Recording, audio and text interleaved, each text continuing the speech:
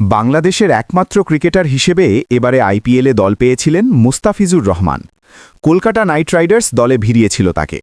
তবে বাংলাদেশ ভারত রাজনৈতিক উত্তাপের আঁচ এবার লাগল আইপিএলে, যার জেরে মুস্তাফিজকে স্কোয়াড থেকে বাদ দিতে কলকাতাকে নির্দেশ দিয়েছে ভারতীয় ক্রিকেট বোর্ড বিসিসিআই। অবশেষে বাংলাদেশি বোলার মুস্তাফিজুর রহমানকে আইপিএল দল থেকে বাদ দেওয়ার ঘোষণা দিয়েছে কলকাতা নাইট রাইডার্স। মুস্তাফিজকে বাদ দেওয়ায় ভারত সরকার ও ভারতীয় ক্রিকেট বোর্ড বিসিসিআইকে ধন্যবাদ দিয়েছেন বিজেপি নেতা সঙ্গীত সোম। একই সঙ্গে সামাজিক যোগাযোগ মাধ্যমে উল্লাস করতে দেখা গেছে হিন্দুত্ববাদীদের। মানস বিশ্বাস নামের একজন লিখেছেন, ছোট লোকগুলোকে এনে এখানে জল বওয়ানোর কাজে লাগালে অন্য লেভেলের শান্তি। দত্ত দেবব্রত নামের একজন লিখেছেন, বিস্মিত হওয়ার কি আছে, যোগ্যতা আছে 10 লাখ টাকা পাওয়ার, তাকে দিচ্ছি 9,20,000। ও নিজের দেশে বিলু পপুলার লিগ, যার পোশাকি নাম বিপিএল, সেখানে কত পায়। দেবজ্যোতি মুখার্জি লিখেছেন, এবার সর্বাগ্রে উচিত সমস্ত বাংলাদেশি চলচ্চিত্র শিল্পী ও অন্যান্য সাংস্কৃতিক জগতের মানুষকে এই দেশ থেকে অবিলম্বে বার করে দেওয়া। শালারা ভারতের খাবে, ভারতের পড়বে, কিন্তু ভারতের পক্ষে একটা কথাও বলবে না। দুজন হিন্দুকে জ্যান্ত জ্বালিয়ে দেওয়া হলো। জয়া আহসান বা সাকিবকে একটাও কথা বলতে শুনেছেন?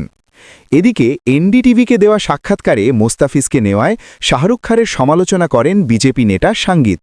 তিনি বলেন, মোস্তাফিজকে দলে নেওয়ার সিদ্ধান্ত সঠিক হয়নি। কেকেআরের বোঝা উচিত ছিল বাংলাদেশি ক্রিকেটারকে নেওয়া হলে তা দেশের কোটি কোটি হিন্দুর ধর্মীয় ভাবাবেগকে আঘাত করবে। শাহরুখ খানকে গাদ্দার বলে অভিহিত করেন সঙ্গীত। তিনি বাংলাদেশে হিন্দুদের উপর হামলার অভিযোগ তুলে বলেন, এটা মেনে নেওয়া যায় না। চলুন এবার একটু বাংলাদেশ প্রসঙ্গে আসি।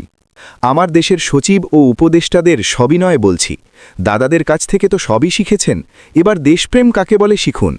কোটি বাংলাদেশিদের আবেগকে উপেক্ষা করে ভারতে ইলিশ পাঠান, অথচ ভারত আমাদের দেশটাকে ধ্বংস করে দিচ্ছে। উল্টো তারাই অভিযোগ করছে আমাদের। অন্যদিকে আমাদের মাথারা দাদাদের তোষামদে ব্যস্ত। সঙ্গীত সোম ভারতের উত্তরপ্রদেশের সারধনা বিধানসভা আসন থেকে 2012 ও 2017 সালের ভোটে জিতে বিধায়ক হয়েছিলেন। 2013 সালে মুজাফফরনগর দাঙ্গায় জড়িত থাকার গুরুতর অভিযোগ আছে তার বিরুদ্ধে। বেশ কয়েকদিন ধরেই মোস্তাফিজকে দল থেকে বাদ দেওয়ার বিষয়টি নিয়ে গুঞ্জন চলছিল। ভারতের উগ্র কয়েকজন নেতাকর্মী পিচ নষ্টের হুমকি দিয়েছেন মোস্তাফিজকে দলে নেওয়ায়। তাতে মোস্তাফিজের আইপিএলে খেলা নিয়ে শঙ্কা তৈরি হয়। অবশেষে সেটাই সত্যি হল।